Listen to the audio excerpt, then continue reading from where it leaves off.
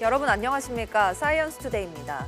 최근 전 세계적으로 홍역 환자가 늘어나고 있습니다.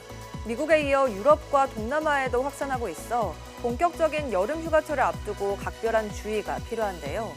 홍역은 공기를 통해 빠르게 전염되는 감염병으로 출국 전 예방접종과 공공장소에서 마스크 착용이 중요합니다. 오늘의 주요 뉴스입니다.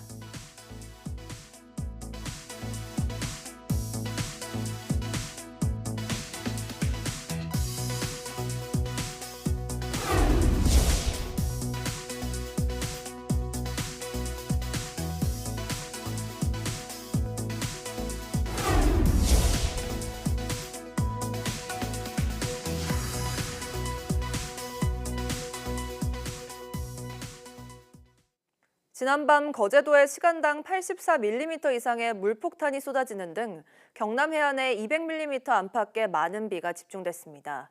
열대저하부는 저기압으로 세력이 약화했지만 제주도 남쪽 뜨거운 해상에서 발생해 많은 수증기를 품은 채 하루 만에 북상했습니다.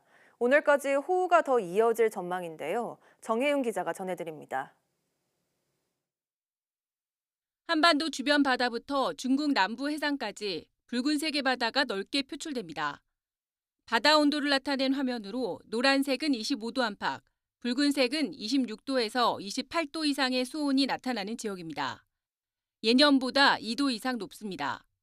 이렇다 보니 지난 주말 상하이 부근 고위도 지역에서 태풍 전 단계인 열대저하부가 발생해 하루 만에 우리나라 부근까지 북상했습니다. 태풍으로 발달하진 않았지만 뜨거운 바다를 지난 열대저기압은 많은 수증기를 품은 채 남부지방에 폭우를 쏟아부었습니다. 지형적인 영향이 더해진 경남지방에서는 거제 이룸면에서 시간당 84.5mm, 김해와 부산, 밀양에서는 시간당 50mm 이상의 극한호우가 쏟아졌습니다. 곳곳에 호우 긴급 재난 문자가 발송되며 누적 강수량이 200mm 안팎에 달했습니다. 열대저기압에서 변질된 저기압이 남해상으로 수증기를 끌어올렸고 상층의 찬 공기와 만나 불안정이 커진 상태에서 거제도와 해안 지형에 부딪혀 비구름이 강화되면서 많은 비를 뿌렸습니다. 밤사이에는 한반도 동쪽 해상에 위치한 저기압과 상층 찬 공기가 만나며 중부지방으로 대기 불안정이 커질 것으로 보입니다. 기상청은 동해안에 최고 100mm 이상의 호우가 더 내리고 내륙에도 대기 불안정으로 인한 국지성 호우가 내릴 가능성이 있다며 각별한 주의를 당부했습니다. 특히 수요일 이후에는 찬 공기와 열대 수증기의 통로가 중부지방에 만들어질 가능성이 커 극한호우에 대한 철저한 대비가 필요합니다. YTN 정혜윤입니다. 앞서 YTN에서는 소나무 제선충병이 전국으로 확산하고 있다는 소식을 전해드렸는데요. 피해는 소나무 숲만이 아니었습니다. 경기 강원 지역 잣나무 숲에도 막대한 피해를 남기고 있습니다. 홍성욱 기자가 현장 취재했습니다. 잣나무 숲이 많기로 유명한 경기도 가평. 가을도 아닌데 단풍 든 것처럼 누렇게 물들었습니다. 숲속으로 직접 가보니 상황은 더 심각합니다. 아직 여물지 않은 잣이 곳곳에 달렸지만 제선충병에 걸려 나무가 말라 죽고 있습니다. 3, 4년 전부터 나무가 계속 죽어가고 있고요. 지금 보시다시피 잣나무가 열리고 막 열렸었는데 지금 상태가 너무 안 좋고 다 죽어가고 있습니다. 선별하는 산림조합 공장도 상황이 심각합니다. 가평잣은 원래 대표적인 명절용 특산품. 다가올 추석을 위해 눈코 뜰 새 없이 바빠야 하지만 가동을 완전히 멈췄습니다. 지난해 수매한 잣이 하나도 없습니다.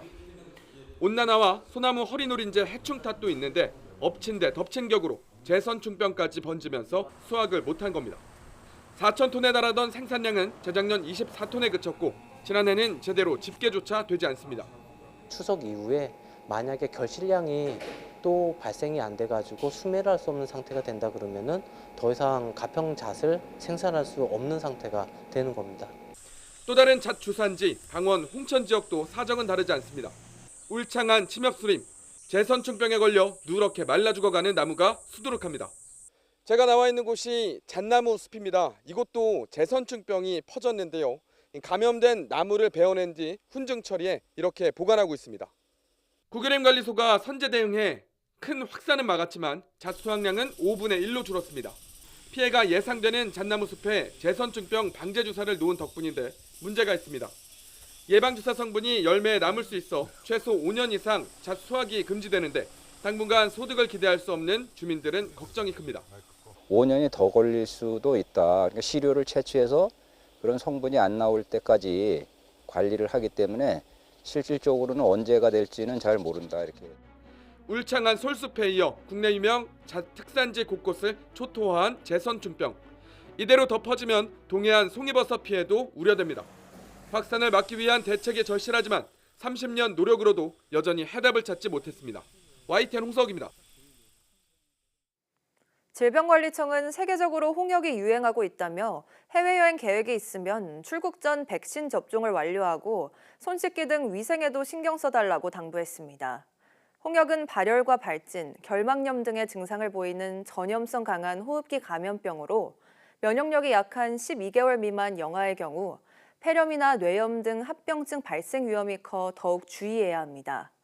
방역당국은 홍역 면역이 없는 사람이 환자와 접촉하면 감염 확률이 90%를 넘는다며 동남아시아와 유럽, 중동, 아프리카 등 유행국가 방문을 앞두고 있으면 생후 6개월에서 11개월 사이 영아에게도 출국 전 예방접종을 권고한다고 밝혔습니다. 폐암은 국내 암 환자 사망률 1위를 차지할 만큼 위험한 질병입니다. 폐암 생존율을 높이려면 조기 진단과 정확한 검사가 무엇보다 중요한데요.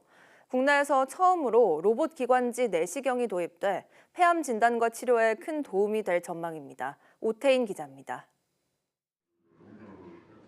사람 기관지를 본떠 만든 모양의 얇은 가난으로 내시경 카메라가 움직입니다. 관을 안정적으로 잡고 있는 것은 로봇. 의사 조종에 따라 이곳저곳을 정확하게 촬영해 모니터로 전송합니다. 국내 최초로 도입된 차세대 로봇 기관지 내시경으로 임상 시술까지 마쳤습니다. 사람 손으로 하는 것보다 흔들림이 적어 폐 말단부에 있는 병변까지 접근해 조직 채취가 가능합니다. 진단율 정확도가 올라가는 것이 제일 장점이고, 기존 초음파 기관지 내시경으로는 저희가 도달할 수 없던 범위를 이제 로봇 기관지경을 도움을 받아서 이제 더 대부분 폐 영역을 도달할 수 있는 장점이 있고, 이 로봇 내시경은 CT 컴퓨터 단층 촬영으로 확보한 영상 정보를 활용해 3D 형태로 경로를 자동 설계합니다. 로봇팔이 이 경로를 따라 탐색하면서 목표 지점까지 쉽게 도달하도록 돕는 방식입니다. 이를 통해 폐 일부를 잘라내 진단하는 불필요한 추수를 줄이고 진단 정확성과 안정성까지 높였습니다. 이번에 도입된 로봇 내시경이 초기 증상이 뚜렷하지 않아 정확하고 빠른 진단이 필요한 폐암 치료에 큰 도움이 될 전망입니다. 조직 검사를 통해서 폐암을 확진할 수 있기 때문에 조기 발견이 더 늘어나게 되고 결국 조기 발견이 해서 치료에 빨리 치료를 하게 되면은 생존율 향상과 연결될 것으로 생각합니다.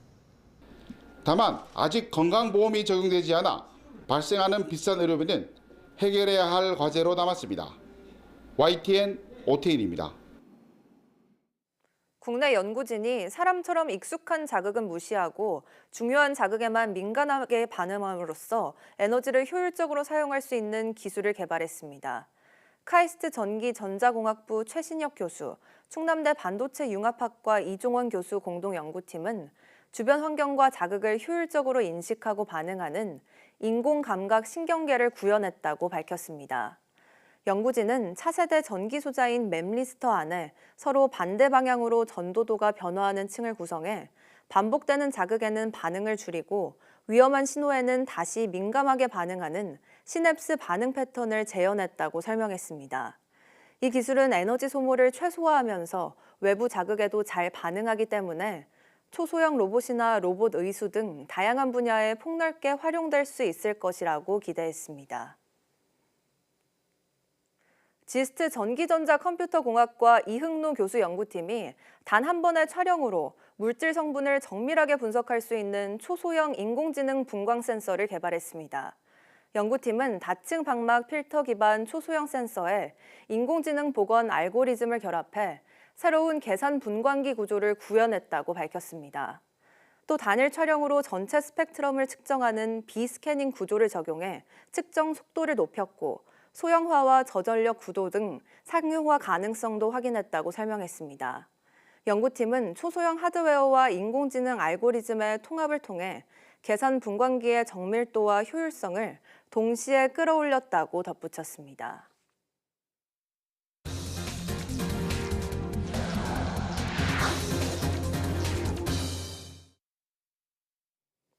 휴대전화 판매점 사장이 SK텔레콤 해킹 사태로 인한 고객 불안을 악용해 사기 행각을 벌이다 붙잡혔습니다.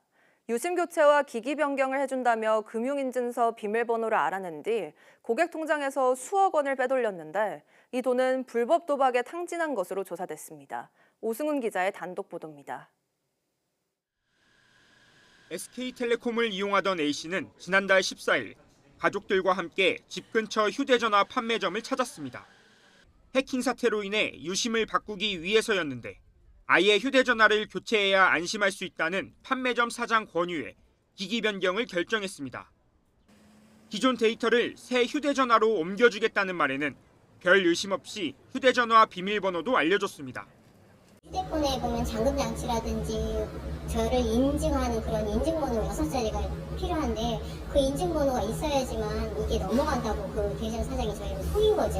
알고 보니까. 그런데 판매점 사장 이모 씨는 알려준 비밀번호로 A씨 앞에서 태연하게 은행 앱 접속을 시도했습니다. 휴대전화와 금융인증서 비밀번호가 같은지 확인한 것으로 보이는데 결국 통장에 있던 돈은 물론 A씨 명의로 대출까지 받아 1억 원 넘게 빼갔습니다. 카드 결제도 안 되고 뭐 금융거래 다 정지를 해버리니까 당장 밥에 나가서 밥 사 먹을 돈도 없고 그러니까 엄마 이거 무슨 일이 하면서 진짜 막 울면서 지냈어요. 70대 B씨도 같은 판매점에서 사장 E씨에게 1억여 원을 뜯겼습니다. B씨에게도 기기 변경을 권유했고 은행 앱을 옮겨주겠다며 신분증과 금융인증서 비밀번호를 요구했습니다. 그 있어야 요새 복잡하니까 이게 핸드폰 이거 정리를 깨끗이 잘 해놔야지. 안 그러면 큰일 난다면서 범죄자들이 있으니까 빼놓고 또 다시 넣어준다고. 피해자들이 방문했던 휴대폰 매장입니다. 보시는 것처럼 이렇게 현재는 문이 굳게 닫혀 있는데요. 매장 앞 유리에는 어르신 요금 최대 반값 할인이라는 문구를 내걸고 고객들을 유인했습니다. 판매점 사장 20대 E씨가 이런 수법으로 빼돌린 돈은 모두 2억 7천여만 원. 피해자는 7명에 달하는 것으로 조사됐습니다. E씨는 경찰 조사에서 피해자들에게서 가로챈 돈을 불법 인터넷 도박 자금으로 탕진했다고 진술했는데 현재 구속 상태로 오는 25일 서울 남부지방법원에서 첫 재판을 앞두고 있습니다. YTN 오승훈입니다. 전월세 대출과 같은 금융기관 대출부터 휴대전화 할부금까지 각종 거래에서 신원보증 업무를 담당하는 SGI 서울보증의 시스템에 장애가 생겼습니다. 보증 업무 전반이 마비됐는데 랜섬웨어 공격에 따른 것으로 추정됩니다. 윤태인 기자입니다. 어제 새벽부터 SGI 서울보증 시스템에 장애가 발생하면서 보증 관련 전산 업무 대부분이 중단됐습니다. SGI 서울보증은 국내 보증보험 시장에서 24% 정도의 점유율을 가진 예금보험공사 자회사로 전월세부터 서민금융 등 금융기관 대출, 자동차 구입자금 대출, 휴대전화 개통까지 각종 신원보증 업무를 담당합니다. 그런데 수수료를 받고 보증 업무를 체결해주는 시스템이 먹통이 되며 관련 업체에도 비상이 걸렸습니다. 그러니까 대출 실행을 하려면 이제 당일에 전세 보증서가 발급이 돼야 되는데 그게 안 돼가지고 신원보증이 안 돼 한때 전월세 대출이 막히다 보니 당장 계약을 앞둔 이들의 걱정이 컸습니다. 서울보증하고 연계가 되어 있는데 새로 들어오시는 분들이 상당히 많이 난감하겠죠. 전세 대출은 물론 SGI 서울보증 전산 먹통으로 이동통신사 할부 개통 업무에도 지장이 생겼습니다.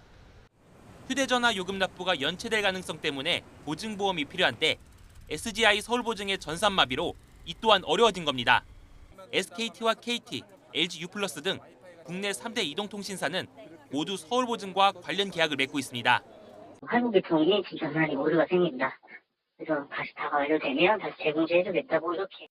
다만 은행들은 SGI 서울보증과 협의해 대출을 먼저 진행했고 이동통신사들도 보증을 유예해 개통 지연을 막는 등 보증마비 대란은 피했습니다. SGI 서울보증 측은 랜섬웨어 공격 때문에 전산 먹통이 발생한 것으로 보인다며 신속한 복구를 위해 총력을 다하고 있다고 밝혔습니다. YTN 윤태인입니다.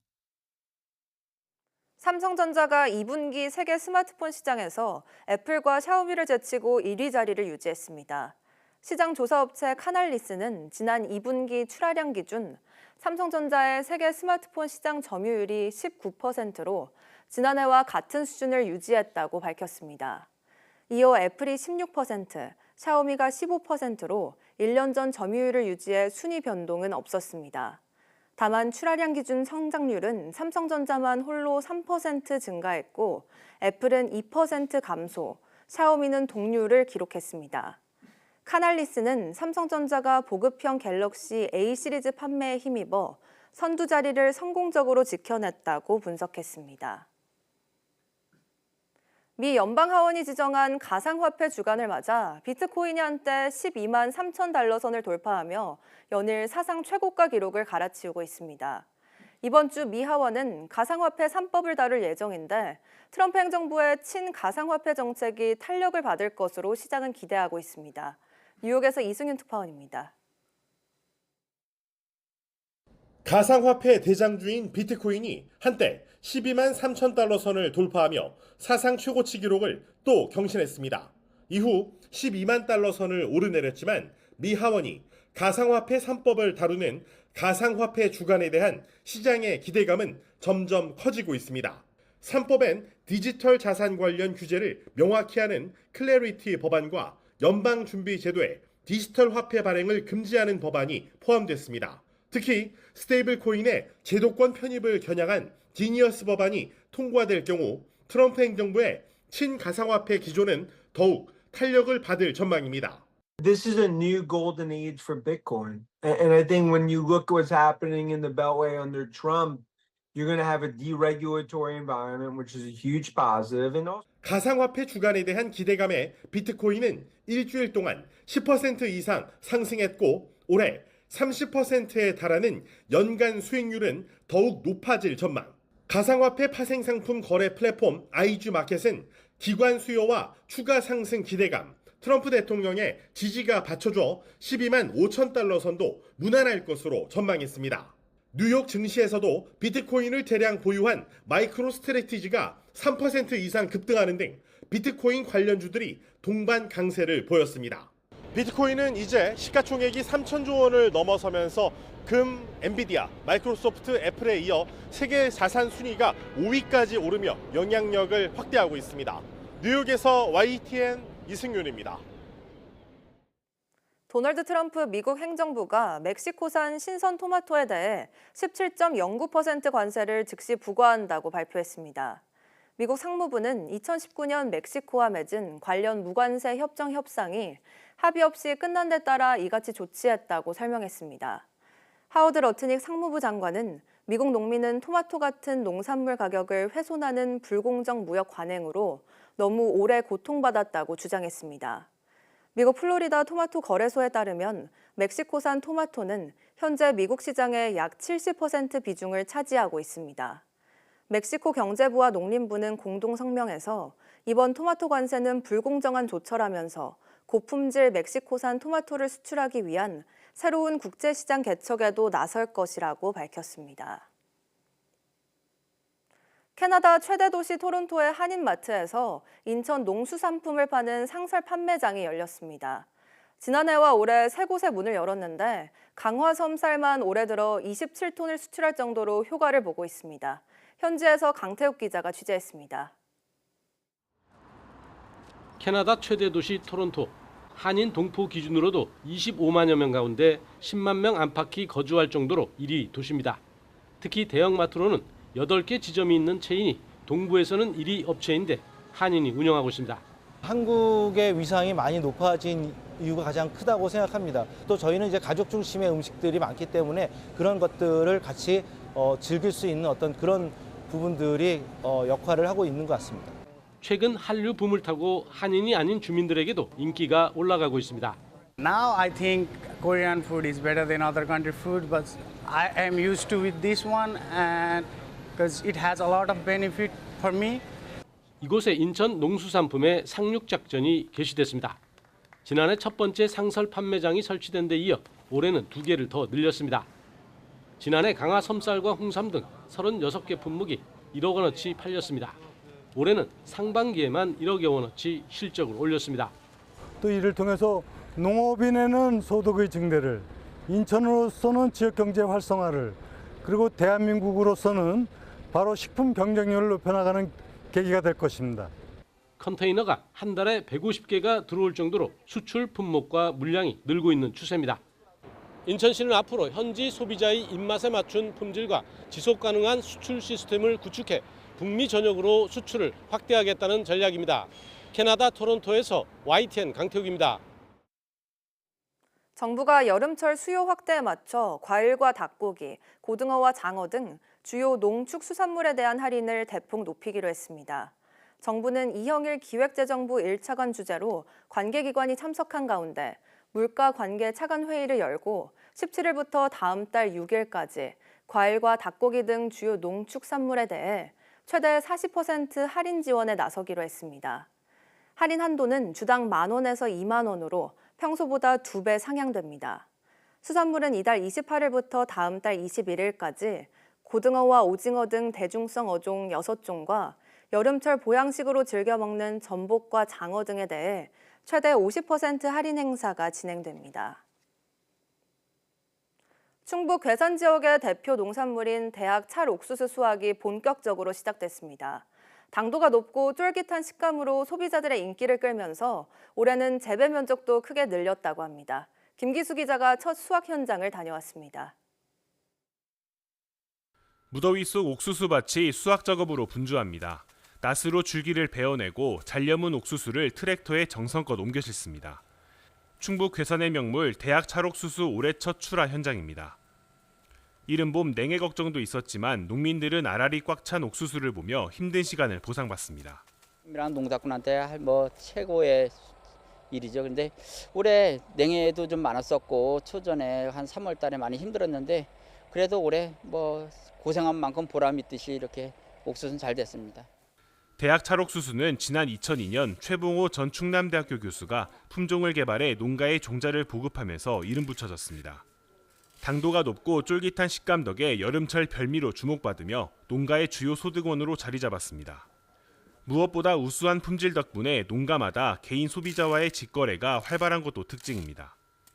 대학 찰옥수수에 대한 관심과 소비가 늘면서 재배 면적도 지난해보다 200헥타르 넘게 증가했습니다. 재배 면적이 늘면서 올해 연매출은 300억 원을 넘어설 것으로 전망하고 있습니다. 이제 봄에 좀 냉해가 왔었는데도 불구하고 지금 다 보시다시피 지금 풍년작을 이뤄서 농가 소득하는 데는 아무런 지장 없고 지하철역이나 강남 터미널 같은 데 홍보를 좀 많이 하고 있는데 괴산군은 대형 유통업체를 통한 판매를 늘리는 등 판로를 점차 확대해 나갈 계획입니다. YTN 김기수입니다. 의대생들이 전격적으로 복귀를 선언한 가운데 선배인 전공의들이 더불어민주당 소속 국회 보건복지위원들과 만나 수련 환경 개선과 의료사고 법적 부담 완화가 필수라고 강조했습니다. 한성존 대한전공의협의회 비상대책위원장은 국회 보건복지위와의 간담회에서 잘잘못을 따지는 것을 넘어 우리는 이 자리에서 살아가야 할 미래 세대이기 때문에 중증 핵심 의료를 재건하고자 한다며 이같이 밝혔습니다.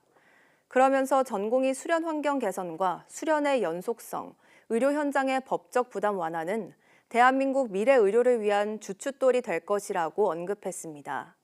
참석자들은 간담회에서 사태 해결을 위한 논의를 이어가자고 뜻을 모았지만 전공의 요구사항이나 수련 재개 시기 등 구체적인 이야기는 이루어지지 않은 것으로 전해졌습니다.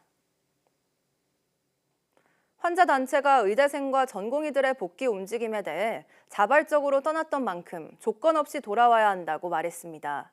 한국환자단체연합회는 어제 용산 대통령실 앞에서 기자회견을 열고 특혜성 조치에 기대 복귀한 전공의와 의대생이 더 우대받는다면 정의와 상식에 어긋나는 것이라며 이같이 밝혔습니다. 이들은 의정 갈등으로 인한 의료 공백을 더는 겪고 싶지 않다며 정부와 국회에 응급실 같은 필수 의료시설에 공백이 발생하지 않도록 하는 필수 의료 공백 방지법 제정을 촉구했습니다.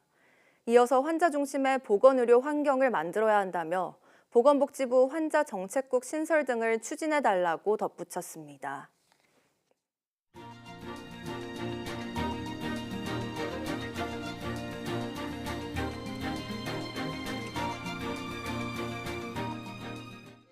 (7월 15일) 오전 사이언스 투데이 마칩니다. 오후 뉴스도 많은 시청 바랍니다. 시청해주신 여러분 고맙습니다.